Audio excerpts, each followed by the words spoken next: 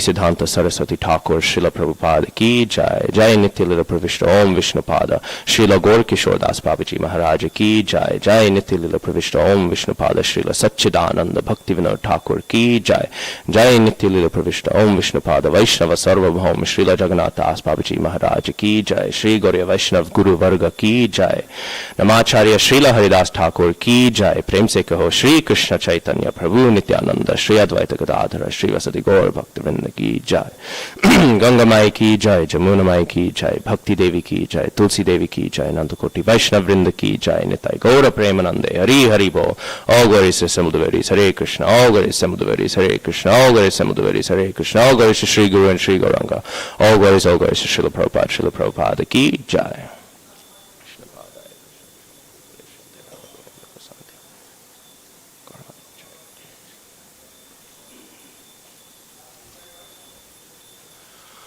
ओम नमो भगवते वासुदेवाय।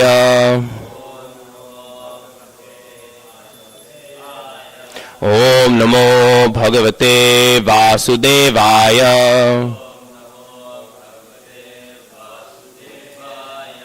ओम नमो भगवते वासुदेवाय।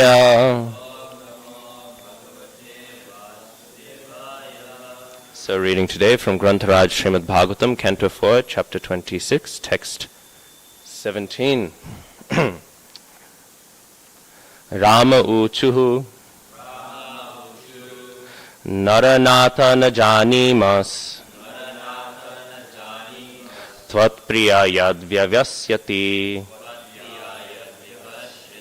Bhutale niravastare Shayanam pasya shatruhan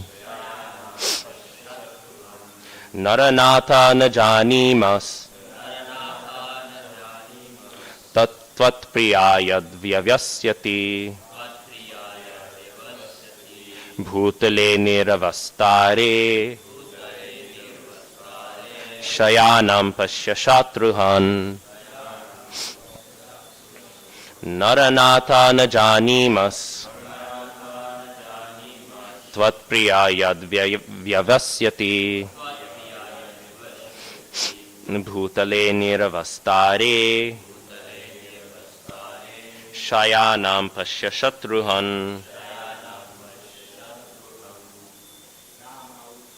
Rama uchuhu Naranatha na janimas Tat priyayad vyavasyati Bhutale niravastare Shayanam pasya shatruhan Naranatha na janinas Tvat priyayad vyavasyati Bhutale niravastare Shayanam pasya shatruhan Rama uchuhu Naranatha na janimas Tvat priyayad vyavasyati Bhutale niravastare Shayanam pasya shatruhan Rama uchuhu Naranatha na janimas Tvat priyayad vyavasyati Bhutale niravastare Shayanam pasya shatruhan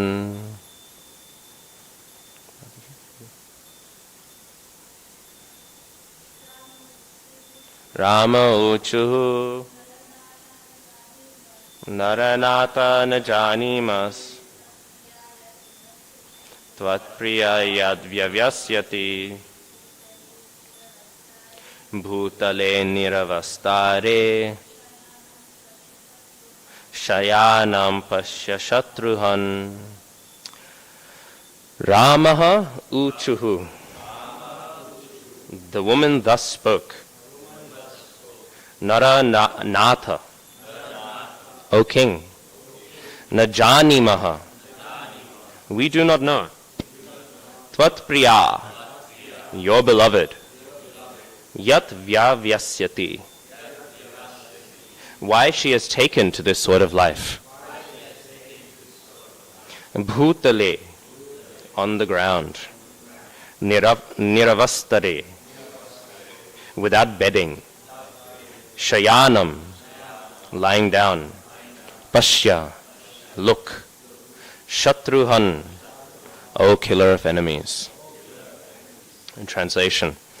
All the women address the king. O master of the citizens, we do not know why your dear wife has taken on this sort of existence. O killer of enemies, kindly look.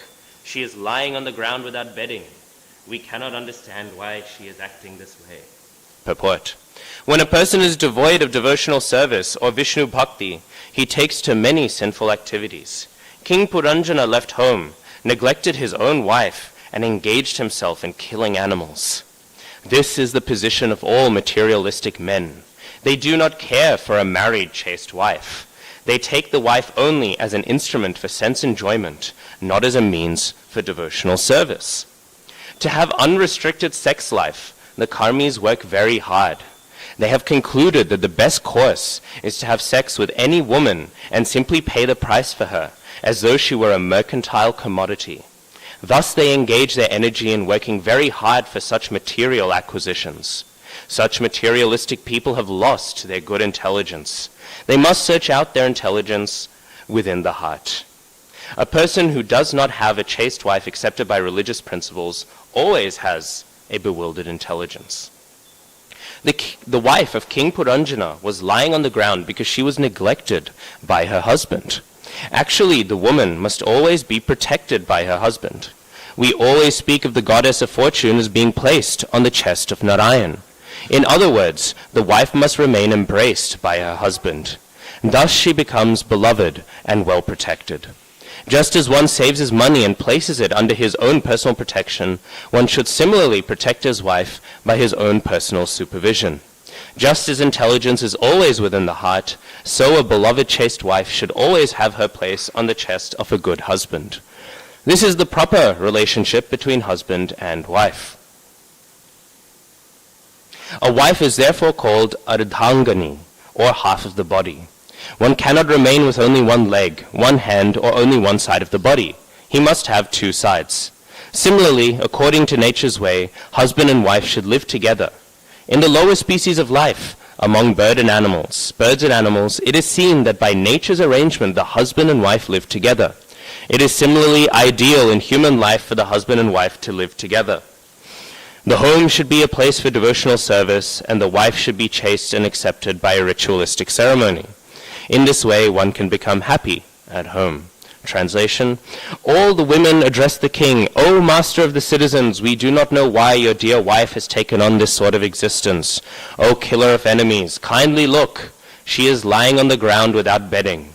We cannot understand why she is acting this way. Translation and purport by His Divine Grace, Srila A.C. Bhaktivedanta Swami Prabhupada Ki Jai. Om Jnanatimirandhasya Jnananjana Shalakaya Chakshurunmilitam Yena Tasmai Shri Gurave Namaha.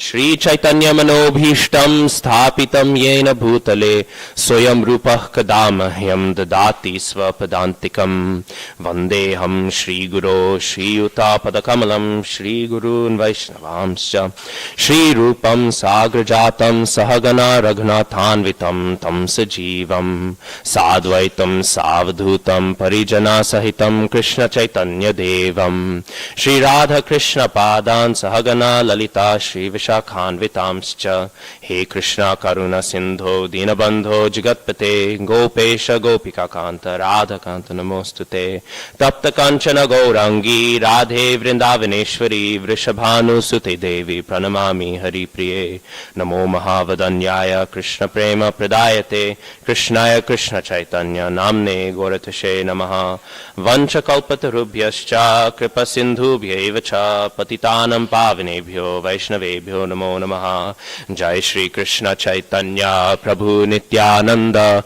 Shri Advaita Gadadhara Srivasadi Gaura Bhakta Vrinda. Hare Krishna Krishna Krishna Hare Hare Hare Rama Rama Rama Hare Hare.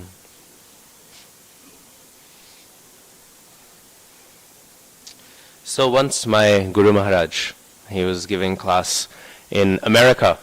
It was a very nice class. It was one of Guru Maharaj's few recorded English classes.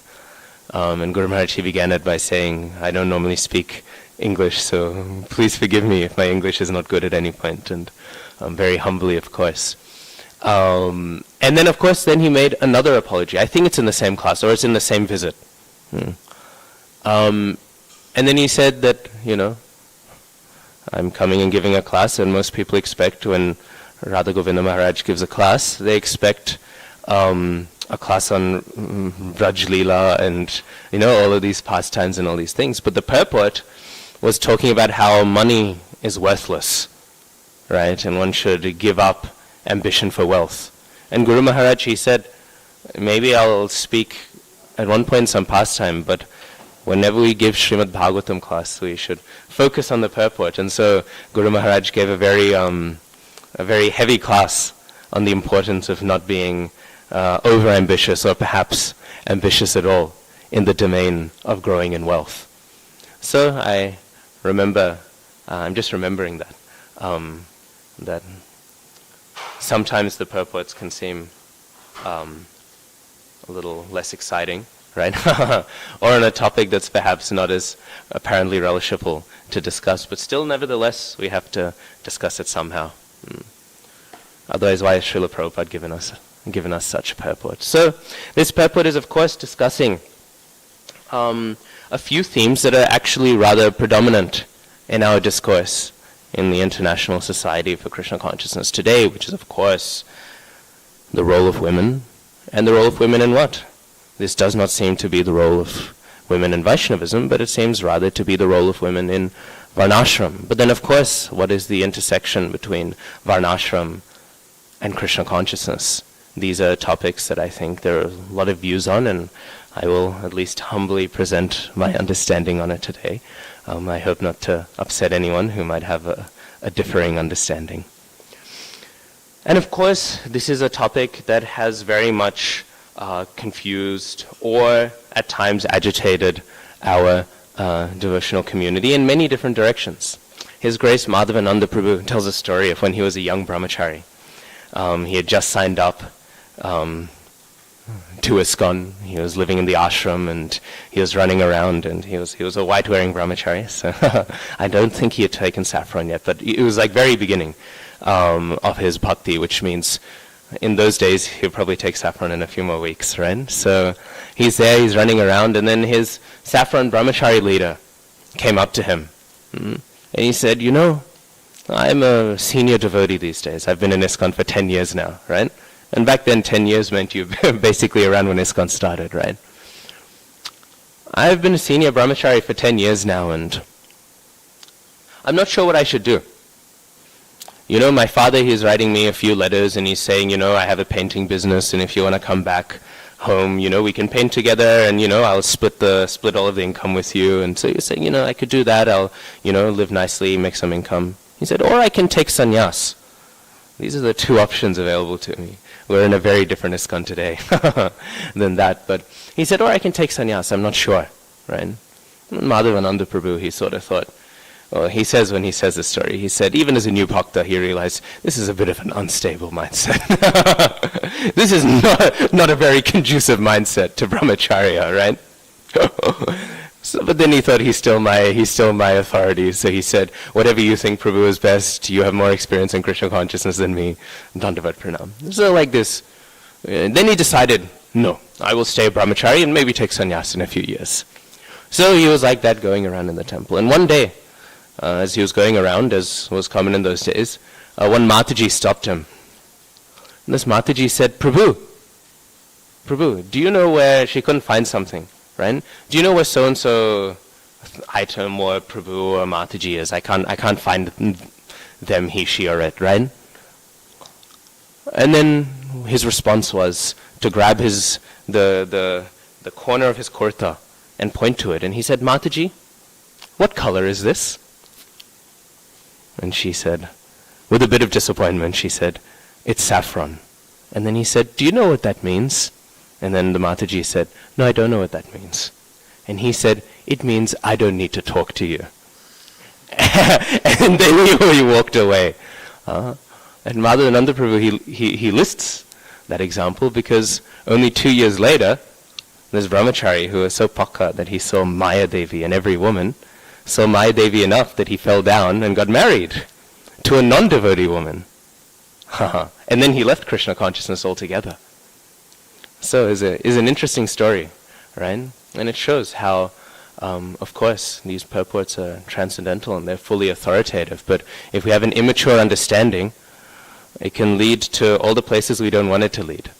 I heard from one senior disciple of Srila Jayapataka Swami Maharaj that once one fired up Varnasrama Grihastha, right, came up to Maharaj and he had this massive manuscript in his hand.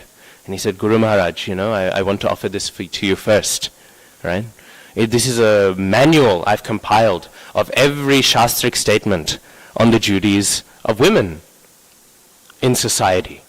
And Maharaj, he looked at this manuscript and he said, which section is for men and which section is for women? And he said, oh, no, this is just for women, right? This is every single mention in Manu Sanghita and Srimad Bhagavatam and all of these texts. And then Maharaj said, unless you have an equally sized volume on the duties of men in society, you can offer it to the Ganga just down the road instead of to me, because this will have no value for our society. So this was Jayapataka Maharaj's realization on this. So in many ways there's a lot of excitement, right? We'll read purports like this and we'll get very excited about Stri Dharma. But what we miss is that there's many mentions of a good husband as well. And actually in the Manu Sanghita, of all texts, right, if any of you ever read the Manu Smriti, right, you'll see I wouldn't exactly say it's a progressive book, right? In fact, there's one letter where one disciple of Srila Prabhupada said he wants to start translating Manu Smriti for the good of the devotee society. And Prabhupada said, because of course back then, 99% of devotees were not from Indian background, right? And he said, according to Manu Smriti, you are not even a Shudra, you are a Mlecha. According to Manu Smriti, you are not even qualified to lift the book up. He said, if you want to translate Manu Smriti and follow Manu Smriti, then you will have to leave this movement altogether. But thankfully we have Srimad Bhagavatam, which does not teach such things. So of course we have Manu Smriti as a very heavy book. But even in the Manu Smriti, it is said, I think this is the Manu Smriti. It's in one of the Dharma Shastras. It's definitely in one of the Dharma Shastras. It said that it is more unglorious for a woman to marry a bad husband than it is for her not to marry at all. And there is an equal obligation on men. I remember once I was in Port Macquarie and I run a takeaway there with my family. And there was this one drunk guy who came over at the end, and drunk people. I don't know in Gopinath if you are open long enough into the night to get many drunk people. But drunk people, they like one thing more than anything else in the world, and that's samosas, right? And drunk people love samosas, right? They love the oily, greasy. I've never drunk alcohol, but I won't ask any of you if you know from experience, but they like oily, greasy things, right? And so all these drunk people would come, can I have 5 samosas? And then you can tell them, how about 10? And they go, yeah, that's a good idea. They can't finish them, but at least, you increase your profit at the end of the day. So this drunk guy, he came, and he was telling me, he said, women these days, they don't know how to behave properly. That's why I can't get married. And I was thinking, maybe you can't get married because you're drunk in a takeaway at 10 p.m. on a Wednesday night, right? Maybe that's the reason you can't get married, Prabhu. So in this way, we see the qualification goes on both ends. And the nature of this qualification is also a complex thing. We see again, with the example of that brahmachari, that men have a tendency towards this exploitative nature. And men are so good at the exploitative tendency that they will exploit statements that are meant to protect women in order to make it to protect their endeavor to exploit. Srila Prabhupada says in one, I think it's a morning walk or a Bhagavatam class. I remember I was hearing it recently in my listening. And Prabhupada said, we have all of these ideas and rules and instructions, right? We have all of these ideas and rules and instructions on women, right? And he said, but in reality, they are a system that are designed to protect women from the exploitation of men. That is what their purpose is. And I think this is a very important thing. If we miss the principle of a detail and implement only the detail, sometimes we implement it in a way that then violates the principle. And then what is the point of the detail? If people enforce all of these, Vedic wives, three dharma things, in order to result in what? Abused women, right? Then what is the point of this so-called three dharma, right? What is the point of this so-called protection of women if it does not result in protection of women? You see so many people banging the drum. Stri dharma, protect women, give women shelter, all of these things. And what is their shelter? Abuse.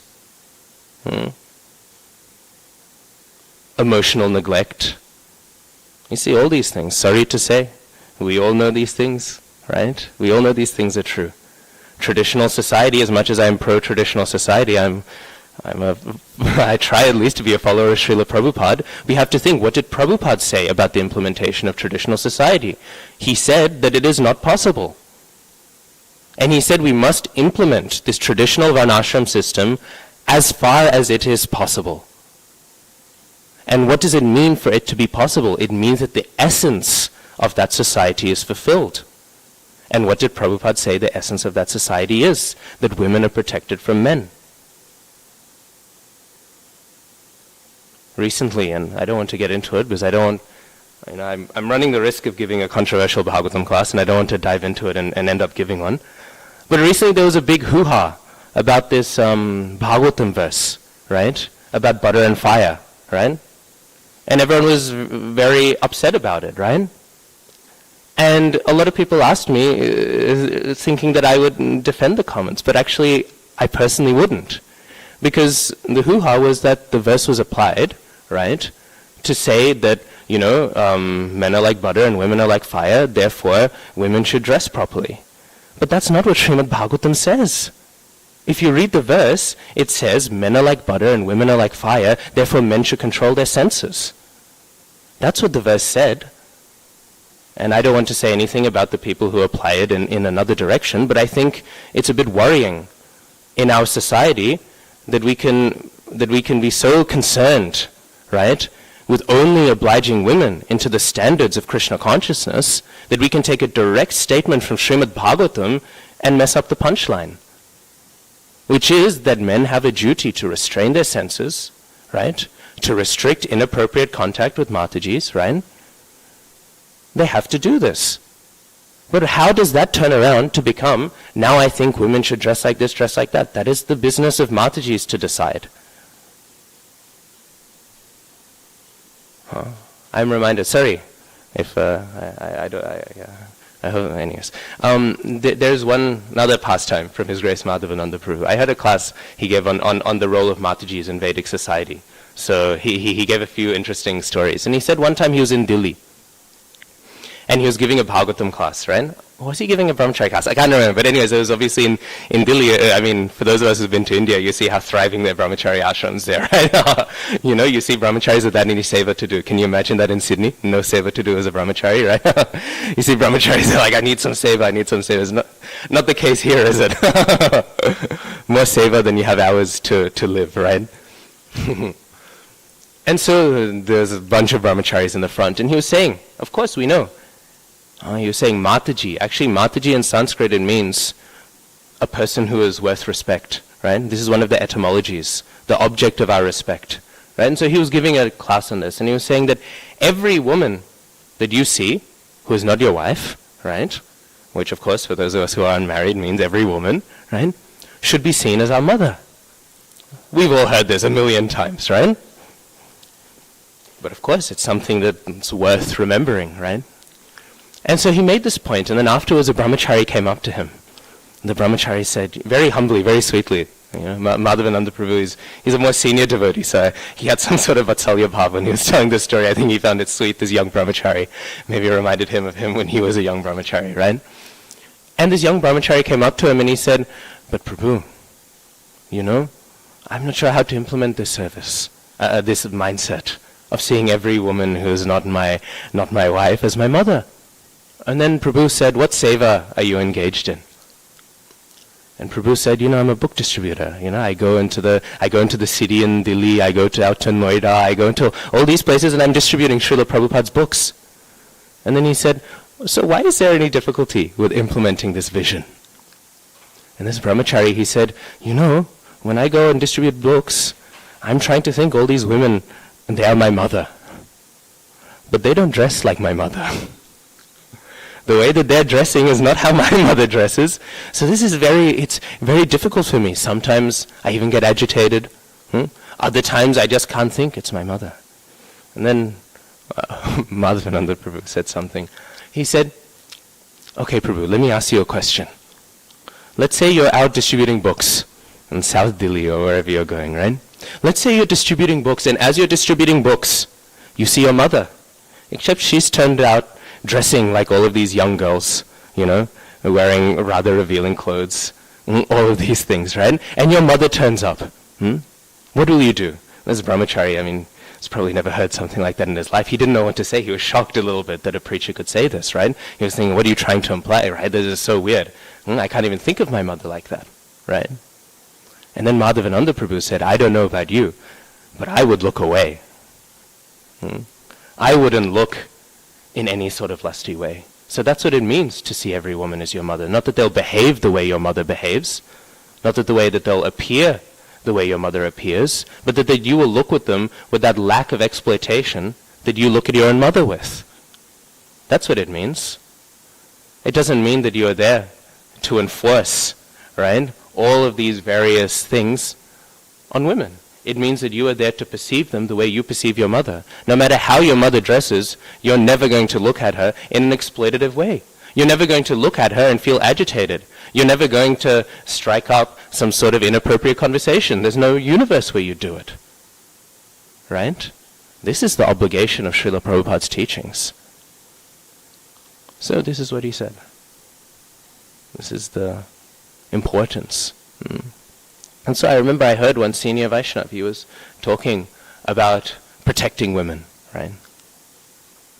Of course we hear all of these ideas often proclaimed, right? That protection of women implies a restriction of their freedom, right? I remember I heard one class, and with all due respect to that devotee, I very strongly disagree with his class, where he said that protection of women means that a woman should get permission on everything she does so she makes the right decisions, etc., etc., etc. And that doesn't seem to be exactly what the Shastras are saying. If we look at the Shastric record, we'll see, again, this is in Smriti Shastra, this is in like the Yagyavalka Smriti and the Manu Smriti. I'm not going off on some feminist rant, even though perhaps maybe that would be helpful in our society. But still, this is the Shastric standard, and it says that an auspicious house is a house where a woman feels safe, secure, and sheltered. What does that mean then? Shelter does not mean control. That makes an inauspicious house. Who wants to be controlled? It means emotional support. It means all these things that I don't want to say to brahmacharis, I'll feel bad, right? But it means all of these things, right? About securing the emotional needs that are there. And those don't come up from being, Mr. Macho. You need to take my permission for whatever you do. Srila Gaur Kishore Das Babaji had one disciple who got married, right? And Gaur Kishore Das Babaji had an inkling that he got married maybe, not out of the desire to promulgate Vaishnava kids. He was, he wasn't so pure maybe in his desire for sense gratification, right? And that's also, I guess, fine. That is one of the reasons why people get married. Jai Pataka Maharaj again was recently in Mayapur, so hearing lots of Maharaj's classes, and he said this: more auspicious to get married for less than ideal reasons than to have a fall down in an ashram, right? Perhaps more auspicious to stay in the ashram, but that's another conversation. And so, when he went and got married, he came back to Srila Gaur Das Babaji. And when he went to Srila Gaur Das Babaji, he said, "Look, Guru Maharaj, I'm married, and look at my wife. She's a Vaishnavi. Look how good I've done," right? He wanted some encouragement. And Srila Gaur Das Babaji, he said, "Oh, really? She's a Vaishnavi? Huh? Is she really?" And then he said, "Yes, Guru Maharaj." And then he said, "Then that means you have to have a Vaishnav marriage." This is from Gaur Das Babaji. Huh? And then he said, "Do you know what a Vaishnav marriage means?" And then he said, "No, Guru Maharaj." Right? He said a Vaishnav marriage means that every morning you should get up, you should do obeisances to your wife, you should touch her feet, and then you should honor the remnants of her plate. And then the disciple thought, that's not what they said in Manusmriti. That's not what I read. All right? And then Gaur Das Babaji said, "Of course. She is a Vaishnavi. Is this not how we serve devotees?" Right? Saraswati Thakur says this. I can't remember where, but I know he says it. If anyone doubts me, and everyone has my WhatsApp number apparently in Sydney, they can ask me. I'll find the Praman and send it. But Saraswati Thakur says that this is the foundation of devotional marriage, is that it is Vaishnav Seva from one Vaishnav to another. It is not so much built on Varnashram obligations. Varnashram is there, again, insofar as it's practical in order to help the execution of bhakti. In fact, as a side note, again, sorry, I haven't discussed any pastimes really. This has all just been sort of philosophy today. I apologize. But as a side note, there's some devotees who study Manusmriti. I remember I heard one devotee saying, it's my third study of the Manusmriti, and I sort of thought, Srimad Bhagavatam, I think my Guru Maharaj, if you asked him, he would say he hasn't finished his first study of the Srimad Bhagavatam. Why are you reading the Manusmriti? But again, no insult to the Manusmriti. Prabhupada lists it as a bona fide praman. But this is an interesting historical note, I guess, for the more nerdy amongst us. In the first, or at least what is often held to be the first recorded commentary of the Manusmriti, right? The commentator actually says that the Manusmriti we have today is not the original one. He said there was an original one that he read and studied, and I think he says he wrote a commentary on it as a younger student, but then just by the influence of time it was lost. And we know this is the nature of Vedic literature. Madhvacharya quotes so many books that we just don't have today, right? The Brahma Samhita, if we believe that Mahaprabhu found an ancient scripture, and I would hope if you're an ISKCON member, you believe that Mahaprabhu found an ancient scripture, was lost to everyone, right? And then Mahaprabhu discovered it. So books got lost like this. It's the nature of Kali Yuga.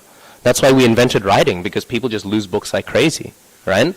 So the original Manu Samhita was actually lost, and this commentator writes in his commentary, he says that what we did is we found all of the other verses that people had quoted in various books, and then we stitched them back together, and then we put in filler verses. He says this in the first commentary, and this is not just in the writings of this commentator, who, I think is definitely more authoritative than, some sort of red-pill devotee, right? But Bhaktivinoda Thakur says the same thing. And Bhaktivinoda Thakur says that the contemporary Manusmriti has been influenced and has had texts inserted by people who are on the bodily conscious platform. Interesting, right? So again, Manusmriti, Srila Prabhupada quotes it, and of course we accept anything that Srila Prabhupada quotes. This is the nature of Shastric reading, right? No, I was going to go on a tangent. I think it would be too controversial. But anyway, so this is the nature of Shastric reading, right? So many people I will see, they come to Krishna consciousness and they say, I want to learn basic Sanskrit. I'll read the Upanishads for myself. I'll read the Shiva Purana for myself. I'll read all of these. That's not our process. Our process is to read Prabhupada's books, and then we read our Acharya's books, and we see what did they get out of these books, right? So that's a side note on epistemology, Devotees are quoting this book and that book and all these books, and it's like, no, our central praman is Srimad Bhagavatam, and whatever the six Goswamis felt reinforced the message of Srimad Bhagavatam, right? Anyways, so in this way, Prabhupada does quote Manusmriti, but if we go and do like a deep read, we are not reading a text that is fully authoritative. It is according to Bhaktivinoda Thakur, and according to this commentator, it is a somewhat corrupted text. Right? And this was the mission of Saraswati Thakur. This is the mission of Bhaktivinoda Thakur. They talk about Varnashram, and the main talk of their Varnashram was to reform this system. Right? Reform the system that had been corrupted over years. And of course, it's easy to corrupt Varnashram. We have this idea of Varnashram as being this rigid thing, right? This rigid, solid, unflexible thing. And then people sometimes rightfully critique us for it. But Varnashram is not. It's a complex and malleable thing that moves and adjusts to the needs of the time. And sometimes it moves in bad ways. And we have great acharyas to restore it, such as Saraswati Thakur, such as Bhaktivinoda Thakur. What is the core of Varnashram, right? We'll say this all the time, 4 Varnas, right? How many Varnas were there by the time Bhaktivinoda Thakur? Maybe 40,000, right? Where is a Kayastha in Bhagavad Gita, right? Million subcategories of a Brahmin. That is actually good, because it's a historical implementation of Varnashram principles. I'm not criticizing it. Sometimes people say, oh, we should simplify. No, it's nice that we developed all of these different sub-varnas, right? Because you need to organize a society, right? Yes, you can generally organize society in terms of Shudras, Vaishyas, Brahmins, and Kshatriyas. You can do this. But you can't have just a person and what's their job in life? My job is being Kshatriya. Are you a managerial Kshatriya?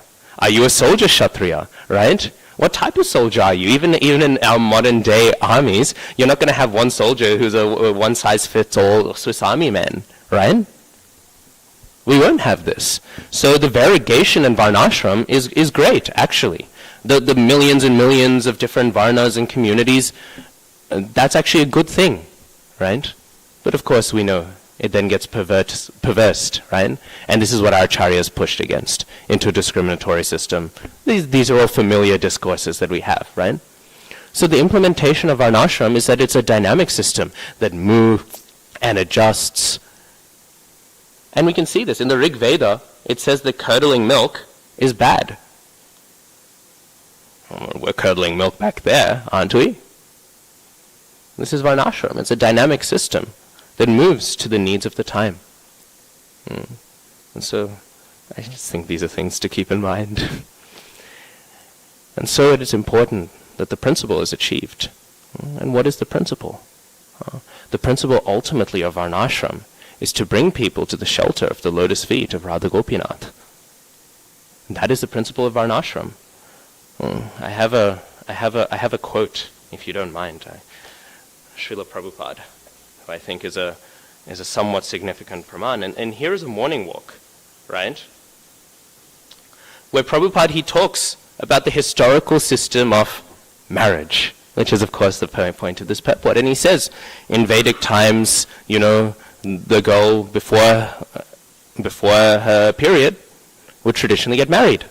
And he talks about the system and he describes it and describes all of these things. And of course, Prabhupada doesn't necessarily say it's negative, nor do I. I don't want anyone to think I'm an anti-Vedic civilization person, right? My point is merely that if we don't have the principle of the Varnashram system, we can't implement the detail, right? And so, Srila Prabhupada says, he describes this in the morning walk, and then, I'll begin at the end of Srila Prabhupada's quote. So similarly, Kanya Daya means to get the girl married is a daya. You cannot refuse it. It is incumbent. You must do it. So Prabhupada's saying this about the duty of a father to get his daughter married, ideally at a younger age, right? Then Tamal Krishna Maharaj says, so many of the girls in our society, they've reached that age, but they are not getting married. And Prabhupada says, no, your society is different. Now it is here also. Tamal Krishna Maharaj says, I mean in ISKCON, in our society, Prabhupada, no, ISKCON is not going to be a social reformer. As far as possible, we can help. But as far as possible, we can help. Our main business is how to make everyone Krishna conscious. That is our business. We cannot take up. We cannot take up, right? Not, it's hard to take up. We cannot take up. But if possible, we can take up all the system of Varnashram. So Prabhupada is saying two things. We have to take both on board. I'm not anti-Varnashram. I didn't make that so clear. I'm so worried. People think somebody might say later, Toshan Krishna hates Varnashram. I don't. I love Varnashram. Varnashram is the greatest system on earth because it protects women, not facilitates their abuse and mistreatment, which so many immature implementations of it today do. Tamal Krishna Maharaj, if Varnashram is neglected, then how can there be a proper functioning of society, right? Prabhupada, no. If the society chants Hare Krishna seriously, then it is all right. Never mind whatever is done. It doesn't matter. Papi tapi joto chilo Hari name udharilo. This is the power of Hari Sankirtan. So, and this is, if you will, it's already pretty strong quotes, right? But so, the Varnashram dharma is a good help undoubtedly, but it is not important for Krishna consciousness. Otherwise, how could I start this movement in the Western country? There was no Varnashram dharma. But that did not hamper my movement. Now people are surprised how these people have become such great devotees. So it was not based on Varnashram dharma. This is Prabhupada's instruction. Again, Prabhupada in many places also said that he wants Varnashram dharma to be done. We absolutely have to do Varnashram dharma, but if we want to establish Varnashram dharma because Prabhupada wanted us to, we have to do it in line with how Prabhupada wanted us to do it. And a key thing here, this isn't, people who say, Prabhupada had to do it in order to be, Prabhupada had to say these things in order to not scare people away. Prabhupada in another morning walk in this same period, this is 1976, right? In another morning walk basically tells Tamal Krishna Maharaj that the earth is flat. I think Tamal Krishna Maharaj can stomach whatever Srila Prabhupada has to tell him, right? Prabhupada doesn't, now I have to explain that statement. Prabhupada sort of says that it's like, he says that the curvature of the world is like petal-like, right? And then Prabhupada later sort of like says, learn from the South Indian Brahmins how Vedic cosmology is. So Prabhupada wasn't like strongly committed to that. He was just saying that the Vedic conception is different to the scientific one, right? If Tamal Krishna Maharaj was signed up enough for that, I think he was signed up enough to hear that we have to implement Varnashram in this way. But no, this is the sincere conviction of Srila Prabhupada. And they're even saying, if anything, they're pushing Prabhupada to say, no, not in Western society, we mean in our ISKCON society. And Prabhupada says again, no, ISKCON is not going to be a social reformer. And Prabhupada says this so many times in his purports. What does he say? He says, due to the considerations of the society that I am in, I have adjusted some of the rules. And now what some people say is they say, well, now that the movement has grown big enough, we should adjust the rules back. But Prabhupada right here, at the height of the movement in 1976, I think Hridayananda Maharaj said that was the year that ISKCON grew the most. So it's the height of the movement, at the strength of its power, with his most loyal disciples. He says, no, I don't want to change it back. I just want people to chant Hare Krishna. So now we have to think. What is more important? That we present a view that even Srila Prabhupada is saying marginal, or that we keep on expanding the movement so that people chant Hare Krishna? I don't know if this makes sense. This was Srila Prabhupada's view. And now I have another quote from Srila Prabhupada, because I want to quote some pramans, and then I'll make, I think, one final point. We'll wrap up here on my rant, if you will. And this is a letter Prabhupada wrote in 1969 to Himavati Mataji. My dear Himavati, please accept my blessings. I beg to acknowledge receipt of your letter dated December 9th, 1969, along with daily clothes and my cap. I thank you very much for this. I have learnt the story of the delivering of the Berkeley Jagai Madhais. Although it is surprising, yet it is possible to happen in this Krishna conscious movement. Sri Narottam Das Thakur says all sinful persons and suffering persons were delivered by the Sankirtan movement inaugurated by Lord Chaitanya, who was formerly the son of Nanda Maharaj, accompanied by Nityananda Prabhu, who was formerly Sri Balaram. If we keep ourselves purely on the standard of Lord Chaitanya's order, then chanting by us of the holy names of Krishna will descend as powerfully as he acted previously during the time of Jagai and Madhai. So I'm very glad that you both, husband and wife, are executing the mission of Lord Chaitanya so nicely and faithfully. Please continue to act like that, and certainly Lord Chaitanya will bestow all his blessings and power upon you. Personally, I am so much engladdened that the pairs of young boys and girls whom I have placed in householder life are doing so nicely in the Western world.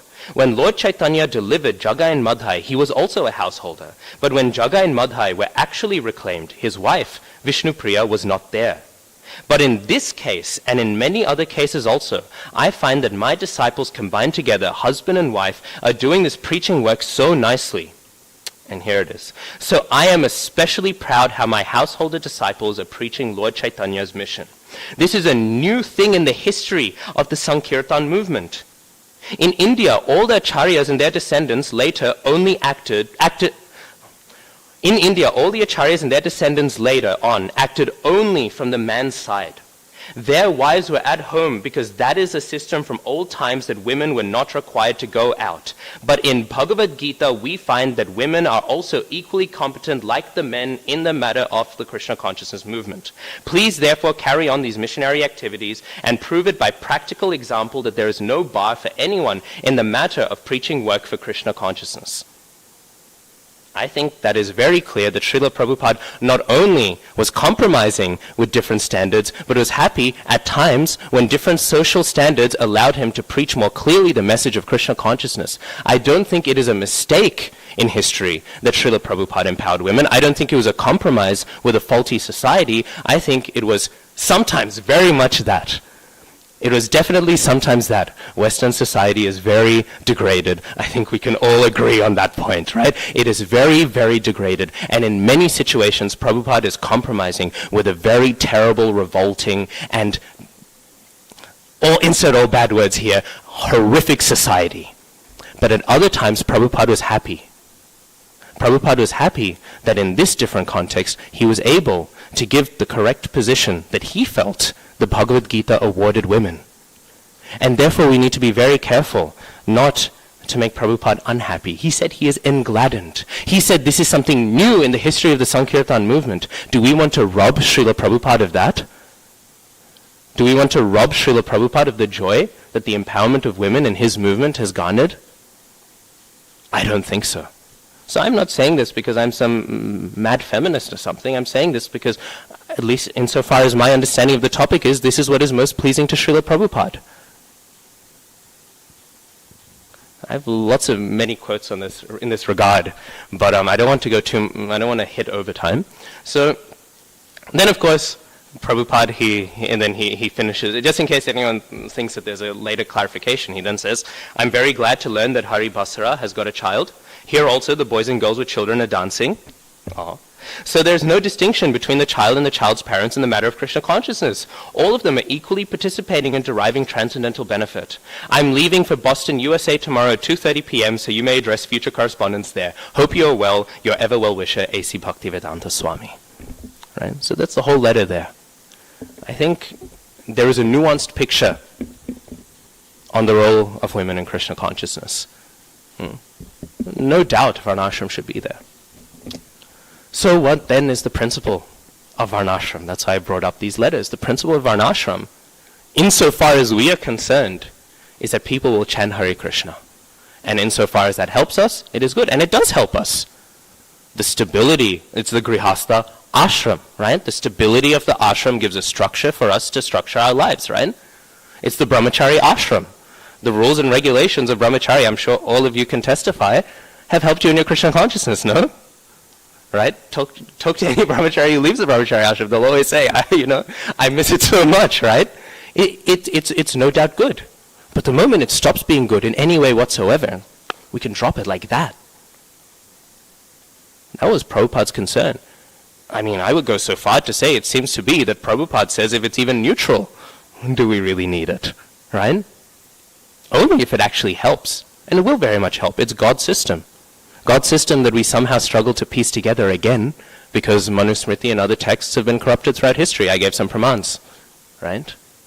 But still, it is God's system. It's not a bad system. It has to be implemented properly. In my opinion, and this is not my opinion, I should take that back. Who cares about my opinion? But in an opinion that I've discussed with senior devotees and they concur, perhaps the best way for women to be protected, if there is protection of women as essential to Varnashram, in today's society, is that they should have a very thorough education.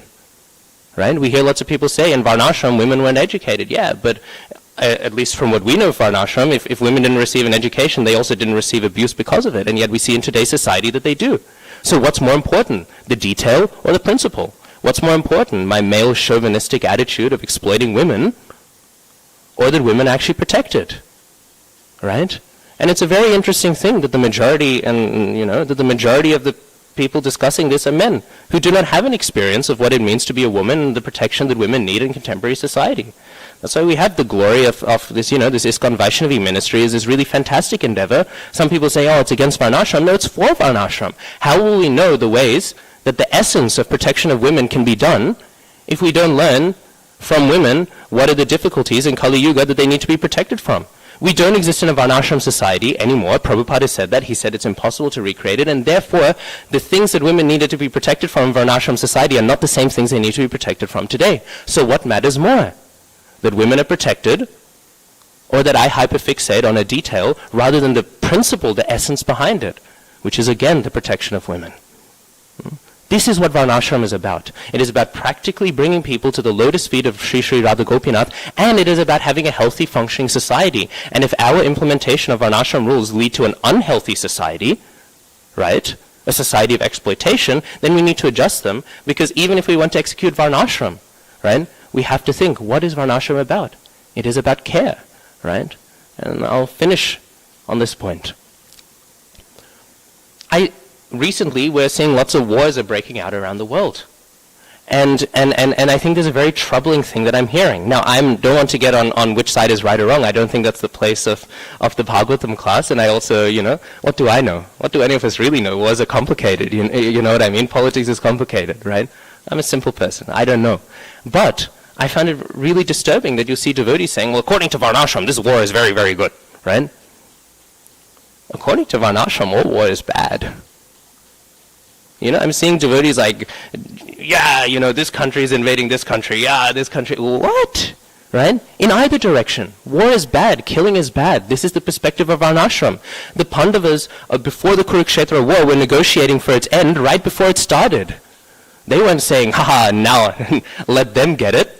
And if anyone should have got it, it was the Kauravas, right? If anyone should have gotten it, it was them. But war is horrific, war is bad, right? So I really feel like sometimes we're missing what Varnashram is about. Ignore Krishna consciousness. The only time you'll hear me say that, but ignore Krishna consciousness. Even for the state of Varnashram. Varnashram is about creating a healthy society that is pleasing to Vishnu based on divinely ordained principles. There's nothing divinely ordained about being happy about conflict breaking out. But then include Krishna consciousness. What does Prahlad Maharaj say in Srimad Bhagavatam? Mrigoshtra karamarkaku sarishrip kagamakshikaha atmana putravat pashyet taire shangantarankyat. He lists all of the different creatures. He lists the deer, the fly, the snake, the monkeys. And he says, all of these creatures, there's basically no difference between them and the wise man's own children. All the animals that exist, they are as valuable to a wise person as that person's own children are. Why? Because they are dependent on him.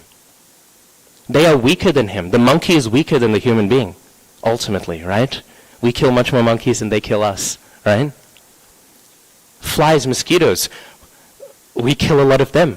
All of these creatures, they are in our hand, and because they are in our hand, that means we have an obligation the same way we have an obligation to our children towards them.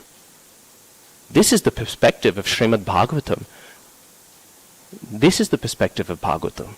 Not that we rejoice in any violence, any conflict. I was telling one devotee who was asking about one conflict that was happening, not the recent Iran one, in case people say I'm talking about that, although my comments apply to that as equally as any other conflict, but another conflict. And he was saying, is it mundane to feel bad for the children who are dying in this war, right? Because he had heard a devotee justify the killing of these children based on Varnashram. And what I said was, forget about the children. We should feel sad for every cockroach that gets crushed by a tank.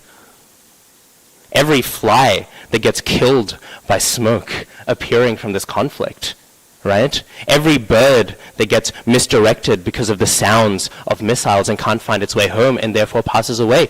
That, according to the teachings of the Bhagavatam, should make us weep. What then to speak of children? What then to speak of women? What then to speak of human men, right? So this is what Varnashram is about. It is about caring. It is about becoming weak. Not weak in a way that makes us pathetic, but weak in a way that makes us strong. Weak to the suffering of others. And if we can do this principle, then we have achieved Varnashram. All this machismo in the name of Varnashram is frankly speaking bogus. Varnashram means to have the opportunity to care. This is what Varnashram is. It is the care for society. Varnashram means I do not take, I do not exploit, I give. And if we do not care, we cannot implement Varnashram. And therefore, by the chanting of Hare Krishna, we can implement Varnashram. Because if we are chanting Hare Krishna and our hearts are not hardening, then we are not chanting Hare Krishna. This is the metric that our japa is paying off. Anyways, I can keep going, but I've hit time. I don't want to go over time. I guess I have 1 minute left in case there's any questions. But otherwise we'll wrap up there. Okay. Grantharaj Srimad Bhagavatam ki jai. Varnashram ki jai. Srila Prabhupada ki jai. Gaur Bhaktivinoda ki jai. Vanchakalpatarubhyascha kripa sindhubhyeva patitanam pavanebhyo vaishnavebhyo namo namaha. Not turn this one on.